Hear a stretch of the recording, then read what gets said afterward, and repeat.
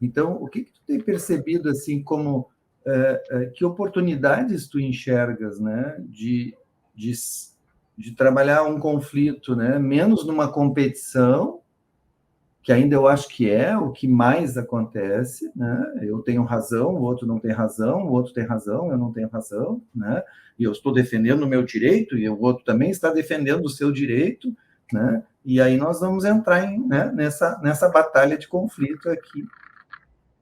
Então, que forma tu enxerga, né? Assim, da gente poder sair desse lugar, né, e buscar outras formas de poder lidar com isso, né? Assim, de uma forma bastante simples, que eu diria que o que eu gostaria que acontecesse nesse período pós-pandemia, assim, como se fosse o leque maior do guarda-chuva, é não perder alguns ganhos de hábitos que eu adquiri, de olhar para a realidade que eu adquiri, né?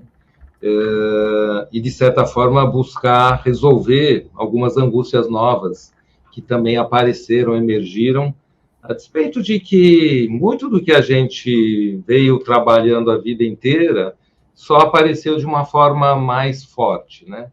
De uma forma mais clara. Isso é ampliação de consciência, inclusive, de fora para dentro. A realidade te traz um impacto que você pode olhar um horizonte mais distanciado, né? Então, não perder alguns ganhos, e aí até uns ganhos na vida pessoal, porque ao tratar, depois a gente vai falar aqui da mediação e das práticas restaurativas, você também é um terapeuta, você também facilita conversas em grupos, né? A gente sabe que um dos grandes títulos das pessoas, quando perguntam o que faço, a gente gosta de dizer diálogo é uma solução. Então, aprender, eu poderia te dizer que talvez ficou mais claro como é difícil dialogar. Né? Não que eu deixe de falar que o diálogo continua sendo a solução para qualquer conflito.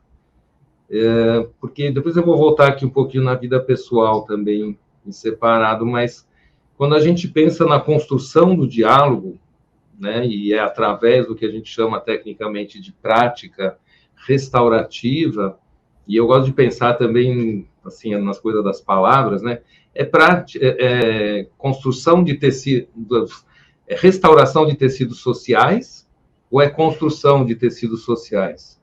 E eu não gosto muito da palavra ou, eu prefiro a palavra e, então é construção e manutenção e reconstrução dos tecidos sociais. Porque a gente já não vinha vindo tão bem. E com a pandemia isso ficou só mais claro. Emergiram aí um monte de formas de solidariedade, de proximidade para com as pessoas, essa possibilidade de conversar através de vídeo, quando a gente não fazia nem sem vídeo, talvez um pouco telefone, mas o aparelho telefônico passou a servir para tudo, mesmo para telefonar e falar com alguém com calma, né? Uma coisa também que é interessante, que se adequa super a esse ambiente da construção do diálogo, que é trabalhar a velocidade. Muito do que eu percebo na minha realidade, mesmo aqui dentro, quando mais é mais. Se eu faço mais coisas ao mesmo tempo, eu chego mais longe, eu consigo produzir mais, as pessoas me admiram e falam, como você consegue fazer tantas coisas na sua vida? E aí o peito do pavão enche, mas de bobeira, porque muitas vezes com um custo de uma angústia ou até de uma não produção tão qualitativa do que o que eu aprendi, de certa forma, também aí nesse período da pandemia, que é, até não parafraseando ou mudando aquela música do Sérgio Reis, né? Eu digo hoje em dia que ando devagar porque tenho pressa. E às vezes a gente acha que tem que correr e tem duas mãos, dois olhos, dois ouvidos, e a gente até chama características masculinas e femininas, né? Os homens tendem a poder fazer uma coisa de cada vez, querendo fazer muitas, né? E as mulheres tendem a poder fazer muitas coisas de cada vez, porque são mais sensíveis e estão antenadas em mais coisas ao mesmo tempo, mas aí eu pergunto, né, onde é que a gente chega dessa forma? Porque ficar querendo uma realidade que não existe, porque não é tão bom fazer muitas coisas ao mesmo tempo, me fez também descobrir que fazer, não vou só dizer meditar, mas dar aquela concentrada, centrada presencialidade no momento de uma conversa, de um encontro com um amigo, ou de uma mediação de um conflito, ou de uma prática de diálogo circular, faz toda a diferença. A gente tem uma máxima que fala que a pressa é inimiga da mediação. Aí vira conciliação, vira negociação, mas ela não é exatamente uma mediação, e principalmente quando a gente pensa em transformativa. Transformativa, para explicar para quem nos ouve também, você tem aquela conciliação, negociação, resolve, corta o bolo e fica um pedaço para cada um e pronto, né? Desfeito e acabou o conflito, e todo mundo tem que ceder e, portanto, ficar com menos do que queria para poder juntar e formar uma solução.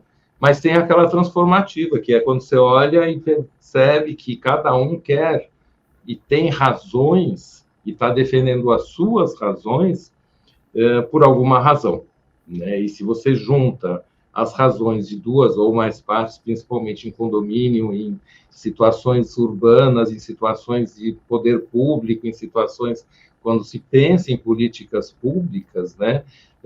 Essa potencialidade dessa muita gente que a gente tem à nossa volta pode construir algo mais se for efetivamente, Martin, eu tenho aprendendo cada vez mais nesse ambiente cooperativo. Porque quando a gente percebe e conhecemos muito bem, quem não conhece é só porque não olha a realidade, porque a maior parte do que tem aí é competitivo, né? Todo mundo precisa, de certa forma, ganhar do outro para poder ficar com aquilo que pretensamente é seu. Quando, na realidade, se eu der a mão para o outro, de repente, nós dois conseguimos mais. Se ficar muito complexo, tem aquela história fácil da laranja, que muitos talvez já conhecem, né? E duas pessoas veem a laranja, uma sai correndo, pega, e a outra diz que viu primeiro. A laranja é minha, a laranja é minha, a laranja é minha, a laranja é minha, cada um por suas razões. Vamos dividir a laranja no meio? Não, eu preciso de inteira, eu preciso de inteira. Senta para tentar transformar e ver que potencialidade esse conflito traz. Mostra que um queria a casca para fazer as raspas em cima de um bolo gostoso de fubá, com raspas de laranja, e o outro precisava do suco inteiro para poder tomar com remédio num equilíbrio de pH e de citricidade, etc. Pronto, temos duas laranjas, só precisou conversar um pouco. Ou tem aquele clássico que é eu desenho um 6 aqui na minha frente, no chão, e você está aqui no teu lado e vê um 9. E aí que adianta eu ficar com a minha razão de que é 6 e tu com a de que é 9, né? O que a gente faz com a nossa razão se a gente ganhar? Às vezes não é tão bom quando se ganhar todos. Então, essas são questões que eu certamente aprofundei na pandemia, de perceber que é mais difícil e que é mais gostoso ainda, porque eu sei que eu preciso chegar mais perto das pessoas.